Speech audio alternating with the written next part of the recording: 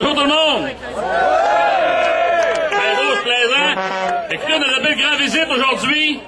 On a notre député à la Chambre de député du NPD, Claude Patry, ainsi que nous avons Monsieur Thomas Mulcair, qui est le chef du NPD avec nous. Je les invite à monter sur scène avec moi.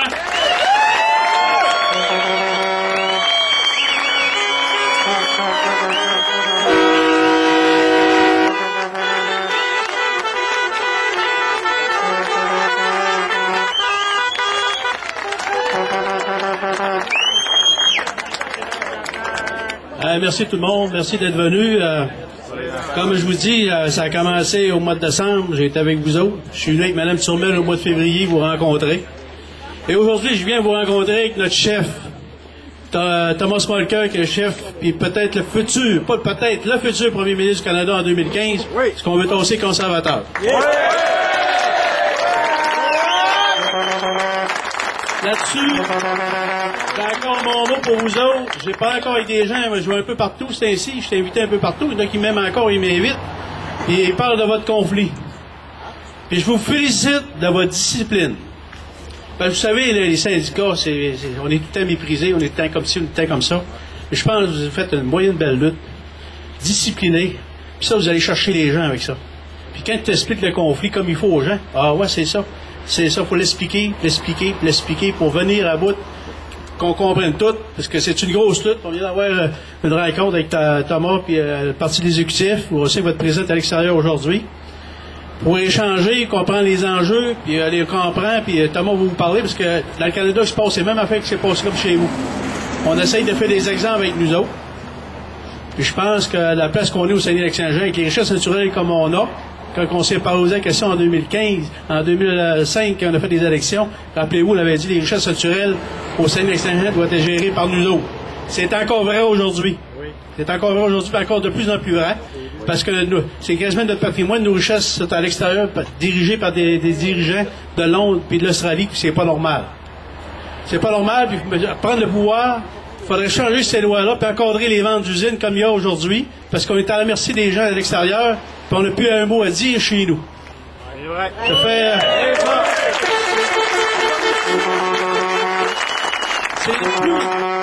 c'est de plus en plus vrai mettre chez nous. C'est vrai. C'est un vieux slogan, là. Ça vient des vieux partis aussi, là. Ça devrait revenir de même, mais avoir le choix. Puis vous savez, là, travailleurs de l'Alcan, on a un bien beau RTA, on a bien beau critiquer, là. Et je pense que les gars gagnent le salaire, on en fait profiter tout le monde. C'est ça, oui. Fait que, moi, je vous dis, je vous encourage, je suis encore avec vous autres, on est dans l'opposition. J'ai réussi à prendre la parole à 2-3 reprises au Parlement avec les couleurs de vos gilets, avec fierté. Oui. On va continuer. On va continuer à vous représenter. On va continuer à vous suivre. On va continuer, on souhaite qu'il y ait un résultat pour vous qui soit positif, que tout le monde trouve un point d'entente, qu'on travaille ensemble, parce qu'il va y avoir un après aussi. Hein? On va être condamné à s'entendre, mais il va y avoir un après, puis il faut vivre tout ensemble. Et je vous remercie de votre discipline. Vous savez, on est dans une place où on est 25-30 000 de population. C'est pas facile entre nous autres. Il y a je sais, mais dans des familles, il y avait des cas où j'étais syndiqué, ça fait des flamèches des fois. Et je pense qu'il faut respecter les gens. Vous le faites très bien. Là, j'ai l'honneur de vous présenter notre chef, Thomas Mulcair.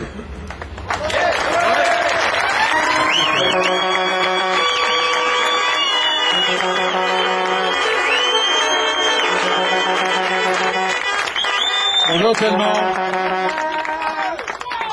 Claude et moi, on s'entend depuis le début du sens de ce conflit. Parce que nous, on voit depuis le jour que Stephen Harper a eu sa majorité, que lui, il tente d'envoyer un message clair à tous les employeurs du Canada que c'est barre ouverte sur les droits collectifs des travailleurs. Nous, on est là pour se dresser devant Stephen Harper et dire que non, il n'aurait pas accès à tous vos acquis sociaux. On a le droit, dans un pays aussi riche que le Canada, d'avoir un salaire suffisant pour élever une famille. On a vu avec les travailleurs des postes la pire mauvaise foi caractérisée de la part de l'employeur gouvernement qu'on n'a jamais vu. On a vécu ça au mois de juin l'année dernière. Le message est en train d'être envoyé. Nous, on exporte nos richesses naturelles dans l'état le plus cru possible. Les sables bitumineux sont exportés direct vers les États-Unis de plus en plus. On n'ajoute pas de valeur ici, on exporte nos jobs. Ça nous renvoie à une époque où on exportait les billets de bois rond direct pour importer des meubles des États après ça. On revient à ça. M. Harper veut nous reculer 100 ans en arrière. Le message qu'il donne aux employeurs depuis qu'il a eu sa majorité, c'est aller chercher tout ce que vous pouvez aller chercher. I have a word for the board of directors of Rio Tinto Alcan. Here in Alma, we're making the most ecological, environmentally friendly aluminum in the world. Yes! Ils veulent délocaliser. Parlons d'une terminologie aseptisée. On va délocaliser vos emplois. Moi, je vais vous dire une chose. En 2015, Claude Patry et moi, on va délocaliser Stephen Harper. Ça, je veux dire.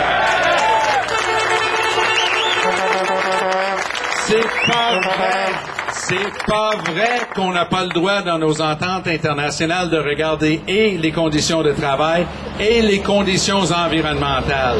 Tu déménages l'expertise bâtie ici depuis une centaine d'années à Bahreïn où ils vont brûler des produits pétroliers bruts sans normes environnementales.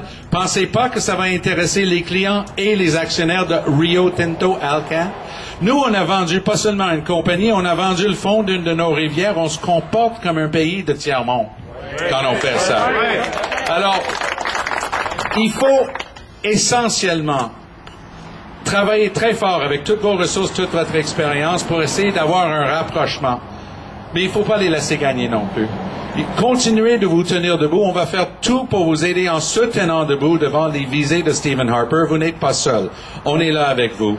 On va travailler avec vous pour ce rapprochement des partis. Il y a des lueurs d'espoir qu'on voit sur l'horizon. C'est le but ultimement recherché, parce que vous avez le droit aussi de continuer de bien gagner votre vie en travaillant très fort comme vous l'avez toujours fait.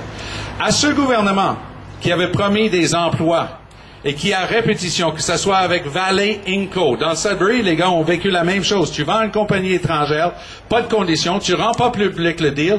La loi exige un bénéfice net pour le Canada. C'est quoi le bénéfice net pour le Canada que vous soyez ici au lieu d'être en train de travailler? C'est ça la question qu'il faut poser à Stephen Harper. Ces ententes-là doivent être rendues publiques.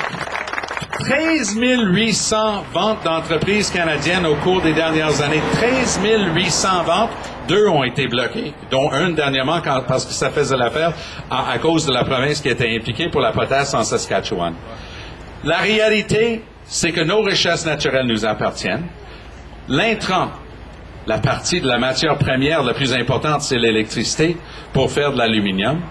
Ils ont des conditions idéales, ils ont une énergie verte et propre et renouvelable, donc l'aluminium, en termes environnementaux, le plus vert sur la planète Terre, c'est bon pour eux, c'est bon pour leurs consommateurs et c'est bon pour leurs actionnaires. Alors, à un moment donné, vous avez le droit de dire, nous aussi, on a le droit d'avoir notre part là-dedans. Continuons de s'assurer que la priorité au Canada soit d'ajouter de la valeur de nos produits ici. Tout ce qui était accompli en termes de deuxième et troisième transformation, toutes ces luttes-là que vous avez menées depuis des décennies est en train d'être perdues parce qu'il y a délocalisation, soi-disant à cause des ententes internationales. Mais à un moment donné, ces ententes-là doivent aussi pouvoir bénéficier aux gens qui ont toujours trémé dur, qui ont tout construit, dont l'expertise a construit ces usines-là et a donné des profits dans les dizaines de milliards par année à des sociétés comme Rio Tinto Alcan. Alors, continuez de travailler dans le but d'obtenir un résultat satisfaisant pour tout le monde. On va vous seconder là-dedans, mais sachez que sur les grands enjeux dont vous êtes juste l'exemple, le laboratoire le plus récent, c'est-à-dire la visée de Stephen Harper de démanteler un siècle de droits acquis et de droits sociaux et collectifs, on va être nombreux à se tenir debout. Claude est un chef syndical qui porte toujours ça à cœur. Il inspire beaucoup ses amis du caucus à Ottawa et on va continuer de travailler et de se battre pour vous et avec vous.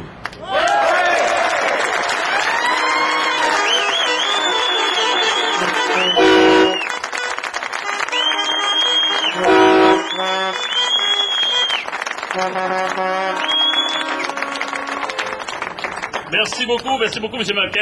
Merci beaucoup. Merci, Claude.